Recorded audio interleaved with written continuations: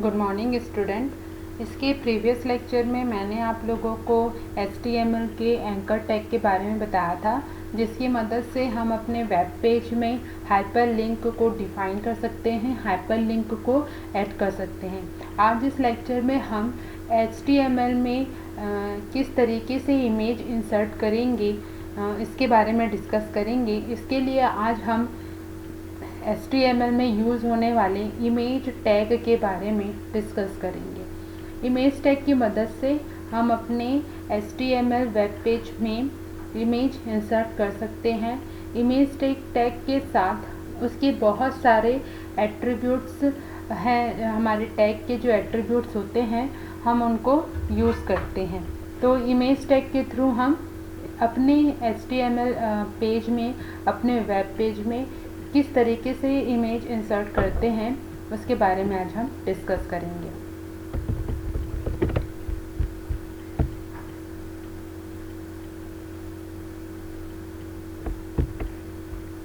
तो जैसे मैंने कहा कि ये टैग जो है वो हमें अपने वेब पेज में अपने वेब पेज में इमेज इंसर्ट करने के लिए, इमेज डिस्प्ले करने के लिए हमारी मदद करता है। और HTML इमेज टैग जो होता है उसे एम्प्टी टैग कहा जाता है। Empty tag that contains attributes only.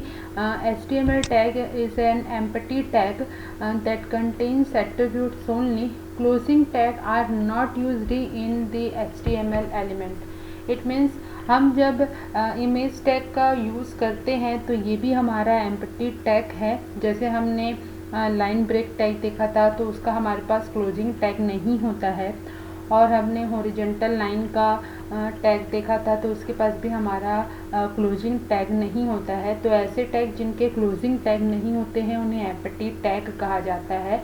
तो यहाँ पर HTML इमेज टैग भी जो है वो हमारा एक एम्प्टी टैग है जो एट्रीब्यूट तो कंटेन करता है बट उसका क्लोजिंग टैग नहीं होता। मतलब जब हम अपने डॉक्यूमेंट में इमेज टैग का यूज़ करेंगे तो सिर्फ और सिर्फ इसका हमारे पास ओपनिंग टैग होगा और उनके बहुत सारे एट्रीब्यूट्स हम यूज़ करेंगे। तो हम एक एग्ज़ाम्पल देखते हैं। यहाँ पर देखिए मैंने एग्ज़ाम्पल में लिखा है कि किस तरीके से हम इमेज टैग का यूज़ करते हैं। तो यहाँ पे देखिए इमेज टैग का हमारा इमेज टैग का ओपनिंग टैग है और उसमें उसके एट्रीब्यूट्स IMG जो है हमारा इमेज टैग का कीवर्ड है, और SRC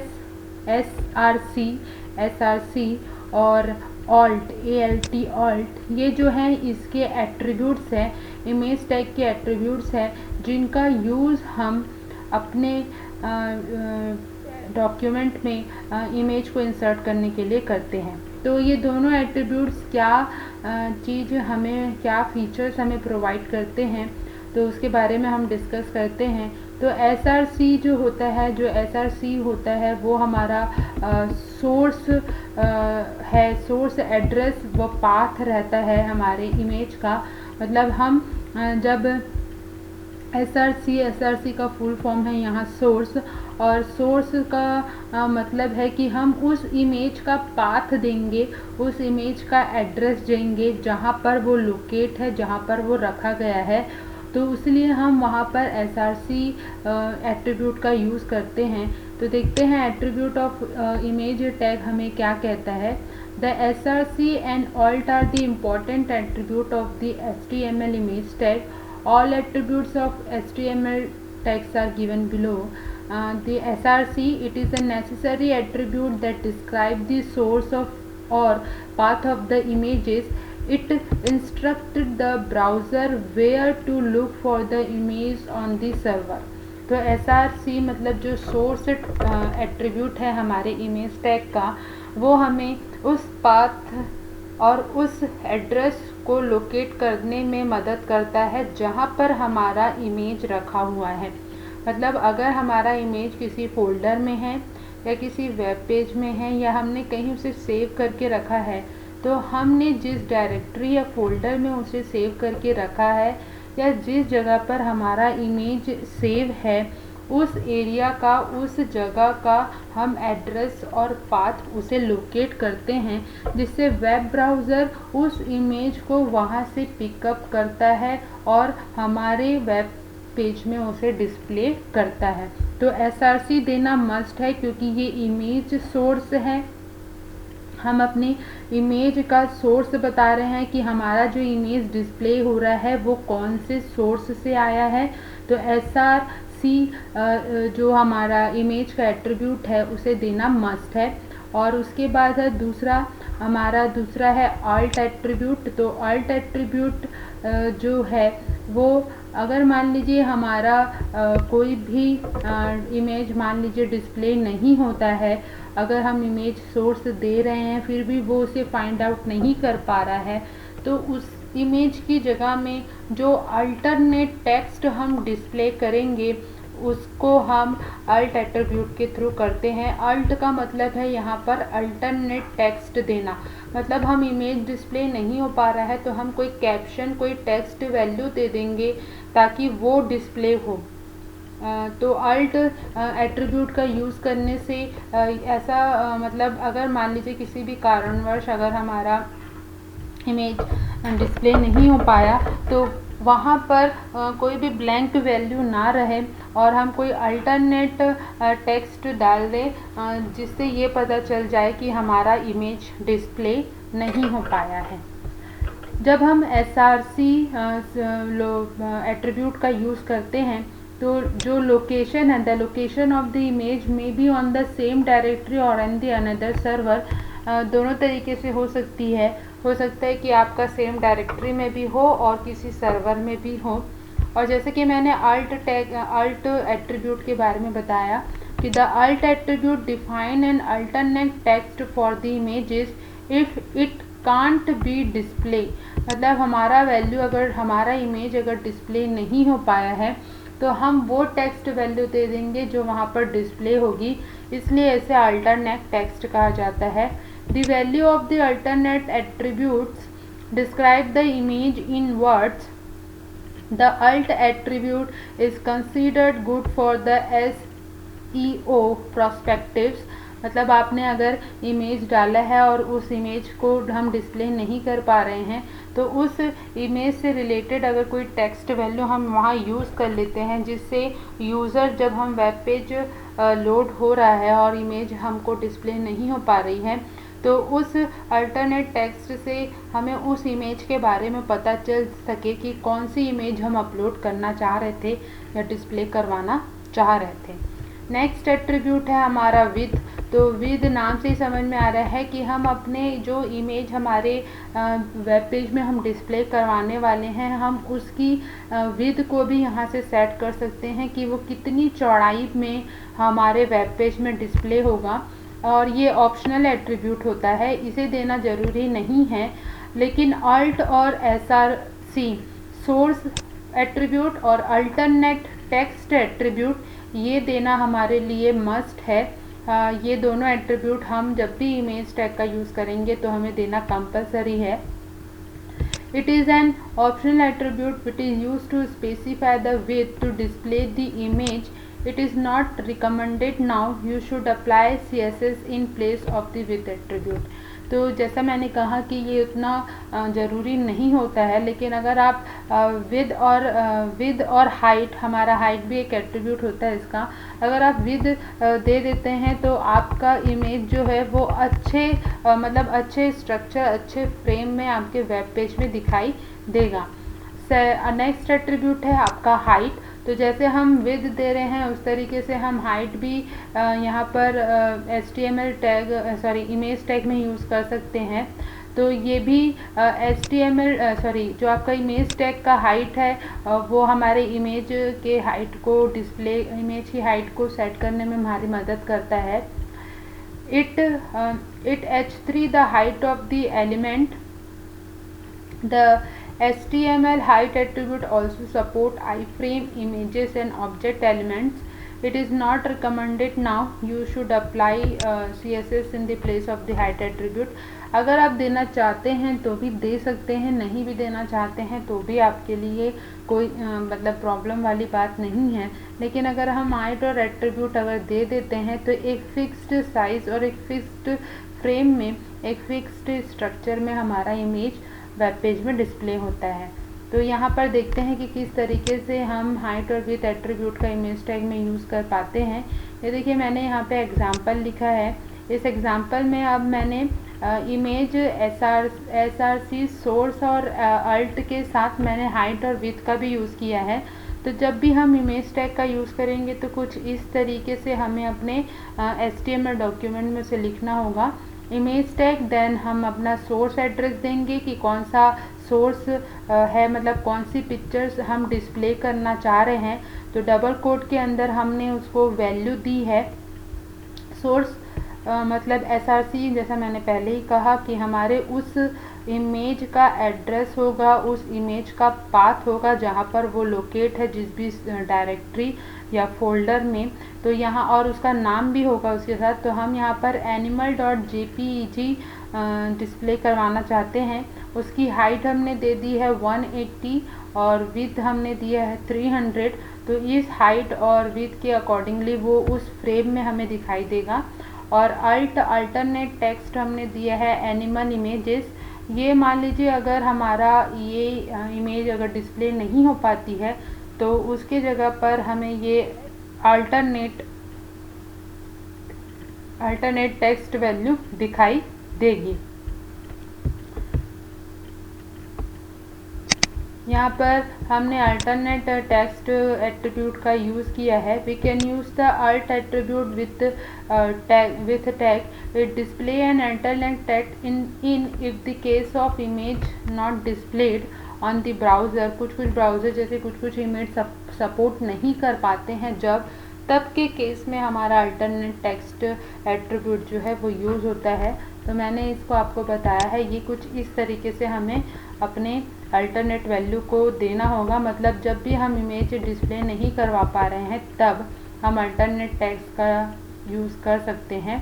और अब हम देखेंगे कि हम किस तरीके से किसी डायरेक्टरी या फोल्डर से किस तरीके से इमेज गेट कर सकते हैं, किस तरीके से हम इमेज अपने फाइल्स को अपने डॉक्यूमेंट में, अपने HTML डॉक्यूमेंट में इंसर्ट कर सकते हैं। To insert an image in your web, that image must be present in your same folder where you have to put the HTML file, but in some cases image is available in the some other directory, then you can access the image like this। जैसे मैंने कहा अगर हमारे पास अगर same जहाँ पर हम अपना HTML फाइल रख रहे हैं वहीं पर अगर हमने कोई इमेज रखी हुई है, तब हमें सिर्फ़ और सिर्फ उस इमेज का नाम डालने की ही ज़रूरत होती है, क्योंकि HTML फाइल भी वहीं लोकेट है और हमारा जो इमेज है वो भी वहीं लोकेट है, जब सेम डायरेक्टरी की बात हो रही है तब। लेकिन मान लीजिए अगर हमारा इमेज जो है वो किसी दूसरी डायरेक्टरी और फोल्डर में है, मतलब कहीं हम उसे कहीं और से ला रहे हैं, तब हमारा जो इमेज सोर्स है, देखिए एग्जांपल में यहाँ पर, तब जो हमारा इमेज सोर्स है वो कुछ इस तरीके से होगा। जैसे अगर ई डायरेक्टरी में है तो ई डायरेक्टरी के अंदर इमेज फोल्डर है, उस इमेज फोल्डर के अंदर हमारा animal.png रखा हुआ है। तो ये हमारा सोर्स एड्रेस है हमारे उस इमेज का जिसको हम किसी दूसरी डायरेक्टरी या फोल्डर से लेना चाह रहे हैं। और जैसे यहाँ पर जो लिखा है तो इसका ये मतलब है यहाँ पे सिर्फ हमने उस इमेज का नाम दिया है, इसका मतलब है कि वो एक ही डायरेक्टरी या फोल्डर में मौजूद है। जब एक ही डायरेक्टरी और एक ही फोल्डर में हमारे दोनों चीज़, मतलब हमारा HTML फाइल और हमारा इमेज एक ही जगह पे रखा हुआ है, तब सिर्फ और सिर्फ हम इमेज का नाम भी देंगे तो भी वो एक्सेस हो जाएगा। लेकिन अगर हमारा इमेज किसी और फोल्डर या डायरेक्टरी में रखा हुआ है तब हमें इस तरीके से जो है वैल्यू पुट करनी होगी उस डायरेक्टरी के साथ जिस फोल्डर के अंदर हमारा इमेज रखा हुआ है, इस तरीके से हमको लिखना होगा। तो E:/images /animal.png, जहाँ पर ई आपकी डायरेक्टरी का नाम है और इमेजेस जो है वो आपकी फोल्डर का नाम है। उसके साथ यहाँ पर हाइट और विड्थ और अल्टरनेट एट्रीब्यूट का यूज़ किया गया है।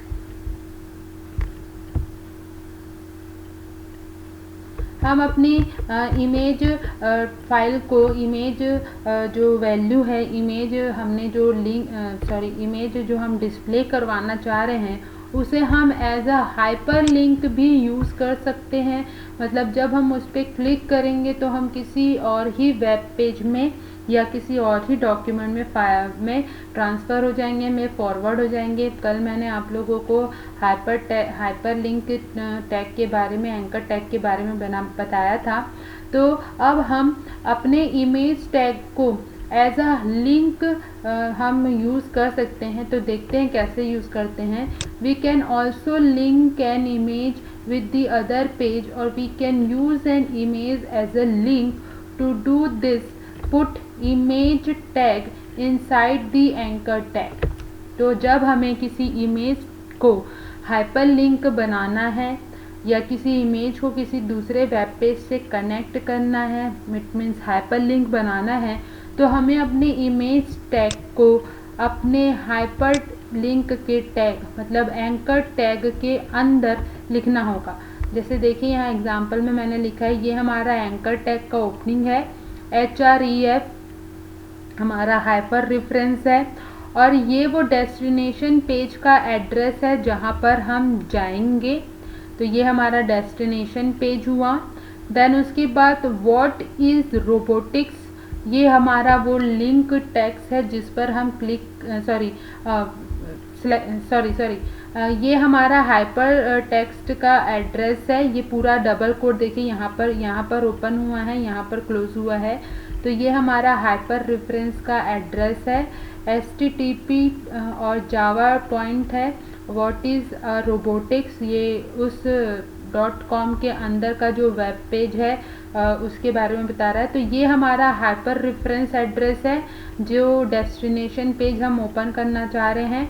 फिर उसके बाद हमारे एंकर टैग का ओपनिंग का क्लोजिंग है यहाँ पर, ये अभी तक यहीं पर ये ओपन ये आपके एंकर टैग का ओपन एंगल ब्रैकेट है और ये क्लोज एंगल ब्रैकेट है। देन इमेज टैग की ओपनिंग है।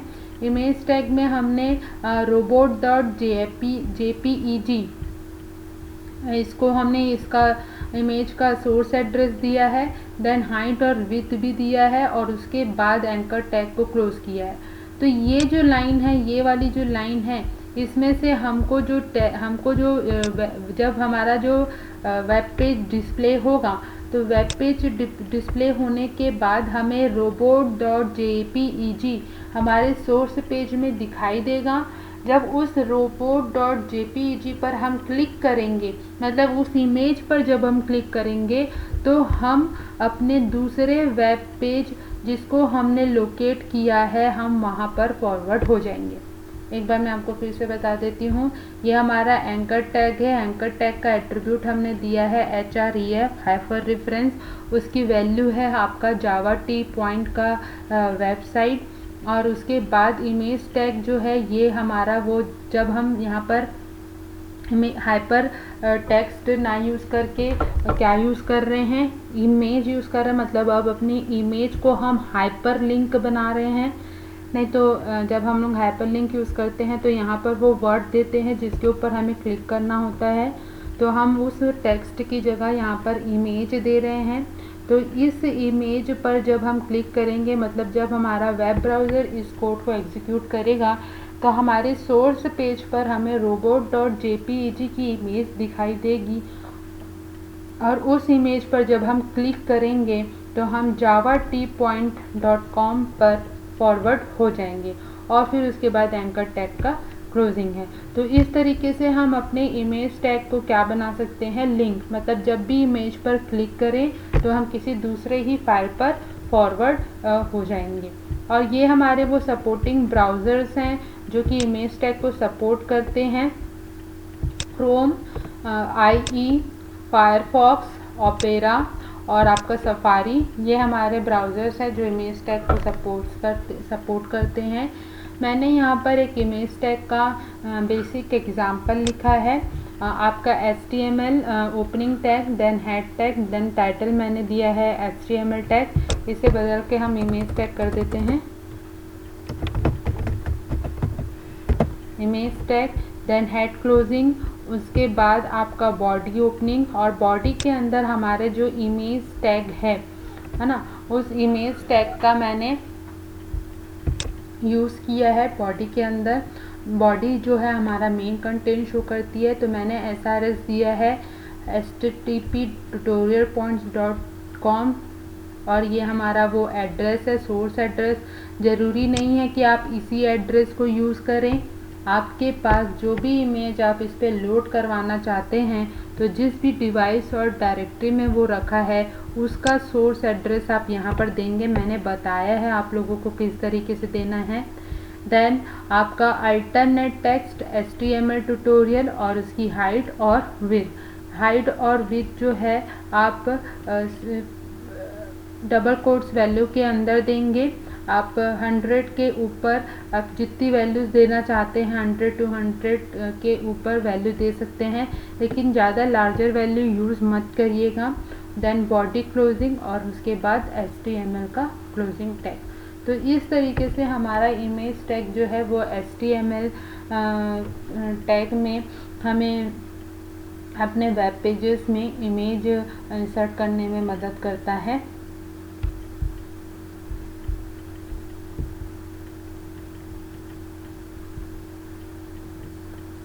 तो आप लोग इसका स्क्रीनशॉट ले लीजिए।